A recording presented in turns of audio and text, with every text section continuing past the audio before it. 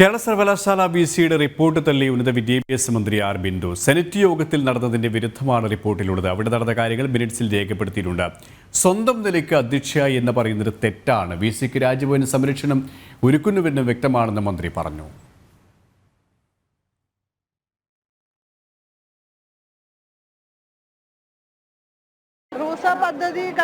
റൂസ പദ്ധതി കഴിഞ്ഞു മറ്റൊരു ഘട്ടത്തിലേക്ക് പോയി കഴിഞ്ഞു. റൂസ പദ്ധതി പ്രകാരം 568 കോടി രൂപയുടെ നിർമ്മാണ പ്രവർത്തനങ്ങൾ പലതും പൂർത്തീകരിച്ചു കഴിഞ്ഞു. 95% കേരളത്തിൽ പൂർത്തീകരിച്ചു കഴിഞ്ഞു.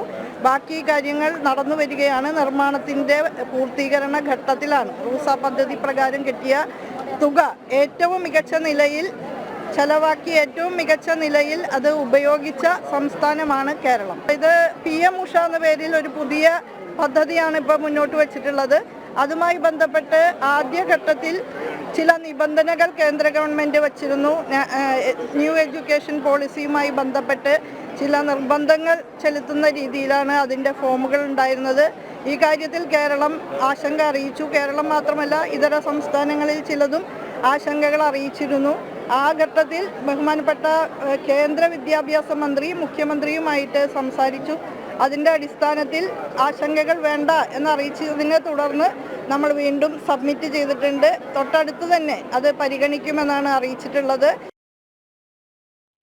വിശദാംശങ്ങളുമായി സുധീഷ് ഗോപാൽ ചിരികാണ്. സുധീഷ്, ഒപ്പം തന്നെ ഈ VC വൈസ് ചാൻസലറെയും ഒപ്പം രാജ്ഭവനെയും കുറ്റപ്പെടുത്തുന്ന ചില സമീപനങ്ങളും പരാമർശങ്ങളും ഉന്നത വിദ്യാഭ്യാസ മന്ത്രിയുടെ ഭാഗത്തിനും ഉണ്ടായിരുന്നു. ഏത് തരത്തിലായിരുന്നു ആ പരാമർശങ്ങൾ?